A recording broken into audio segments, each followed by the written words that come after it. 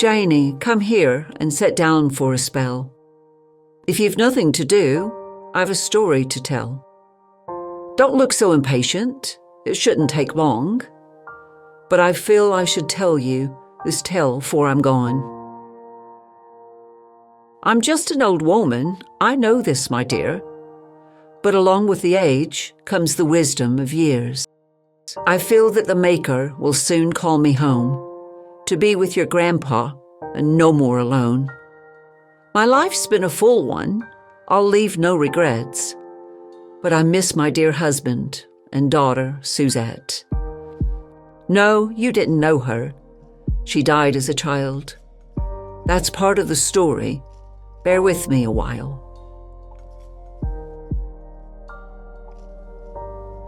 I heard you last night, you, Mary and Joe, discussing the folk in the valley below. You walked to the ridge overlooking the place and called it an eyesore, the city's disgrace. Then back here at home, with a fire at your backs, you laughed at the heathens down there in their shacks. Mary said, you know, they're really a fright. Simply disgusting, so animal-like. Children digging in garbage, the men are so crass. The women quite sloven, they're nothing but trash. Joe said, I wonder just what they are like. Do they laugh? Do they cry? Do they say prayers at night? Do they care about honor or virtue or pride? Do they hate their environment or take it in stride? Do they think about brotherhood, heaven, and hell? Well, I can tell you these answers and much more as well. How would I know, and why should I care? Well, your grandpa and I, we were both born down there. Why are you so pale? It should be no surprise. I've kept it no secret, told you no lies. That you haven't listened or chose not to hear, well, it doesn't say much for your character, dear. That finishing school you went to in the East, I can't really see that it's helped in the least. Oh, you're finished all right. Into what, I'm not sure. Your manners are faultless, your English is pure. At the table, you use the right fork, the right knife, but you don't seem to know a damn thing about life. Just this past Tuesday, a true tragedy. Someone wore the same thing that you'd worn to tea. On your fair skin, so like alabaster, you found a freckle, the latest disaster. What trivial triumphs for which your heart yearns, I confess I've grown tired of your petty concerns. But at least there is something that we both find true. We both think this family does not deserve you. You've tried me before this. So far I've relented, but I've no patience left for the past you've invented. Last night when you spoke of this city's grand dame, why, I wouldn't have known me except for my name. Who gave you leave to rewrite history, or to try to improve on your true legacy? I will no longer let you continue this sham. Seems you haven't the vaguest idea who I am. See these old hands with the vein showing through? Well, they've fought and they've scratched, yes, and searched garbage too. I may wear my hair in the latest of styles, but there once was a time it was unkempt and wild. Your grandpa said he kind of liked it that way, but he said most things to me in a sweet, tender way. He was my first love. Guess I loved him from birth. He was the best man God ever let live on this earth. Our shack in the valley wasn't quite weatherproof. In the winter, the rain blew through holes in the roof.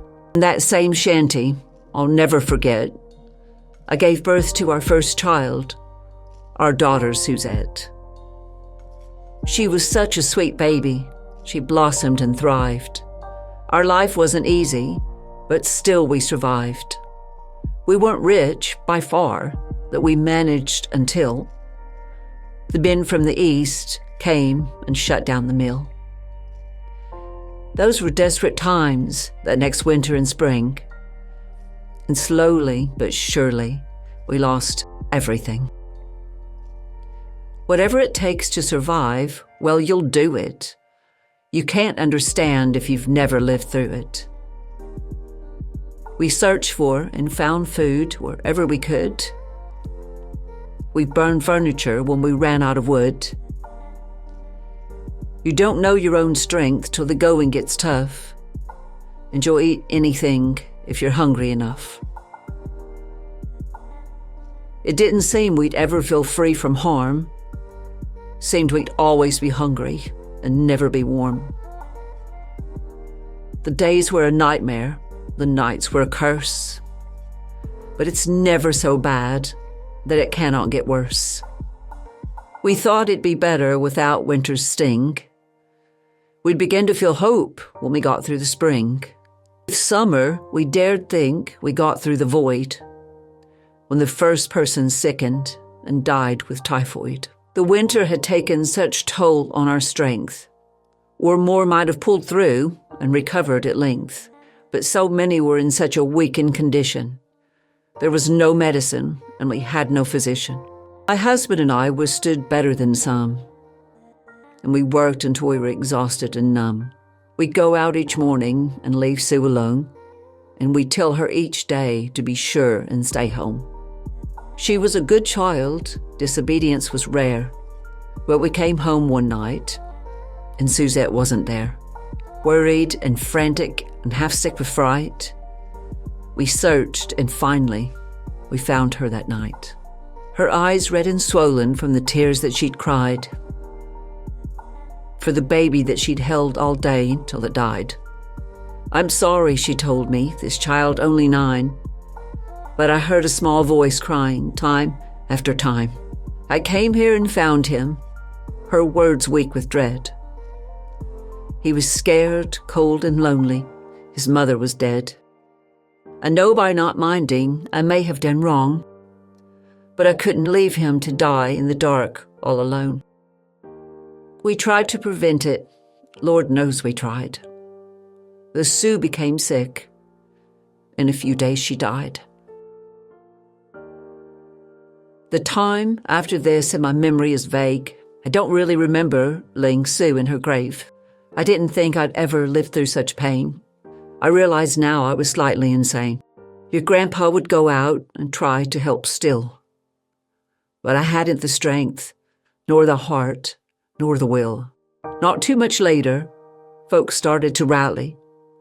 But before it was over, we'd lost half the valley.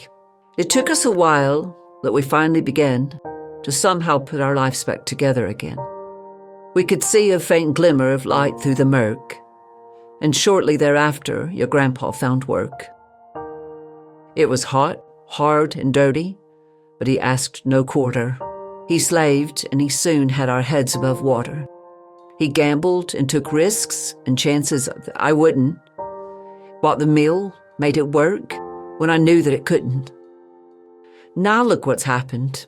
I own half the town. I guess I'm the richest old lady around.